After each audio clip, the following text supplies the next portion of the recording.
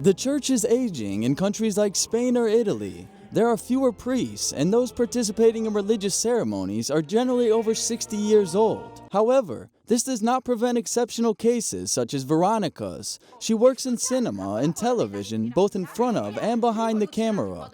Her life has radically changed in recent years. She found her faith after a long road marked by illness and the divorce of her parents. The divorce was difficult. There were fights, and to see your own parents fighting, it's not easy for a child. It is painful.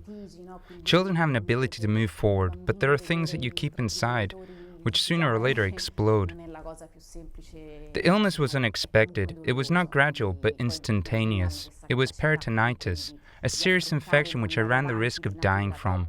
You don't have time to prepare, and when you're young, you do not think about death. It was during her illness that she came into contact with a disciple of Padre Pio, Father Pancrazio. Little by little, he helped change Veronica's way of looking at the world. She met this priest through her father, who, despite not practicing the faith, admired him deeply.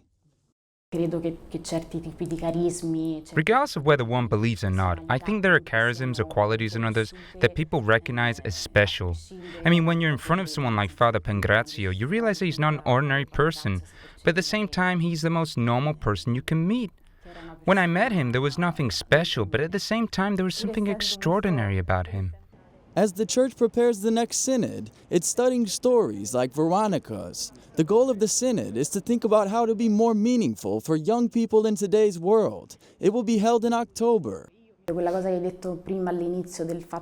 it's said the church is old because it's formed by many elderly people, this does not mean that it's old.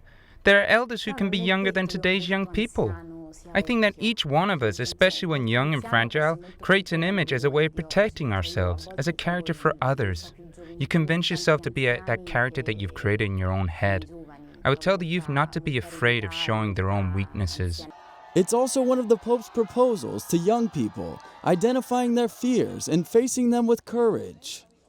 La parola l'ho detta tante volte, rischia.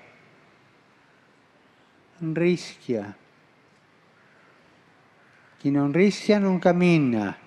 Avvicinati ai problemi. Esce da te stesso.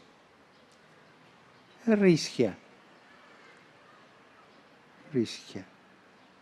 With the call for this synod, the Pope shows that the youth are one of his priorities. Last March, he listened to 300 young people from all over the world who came representing Episcopal conferences.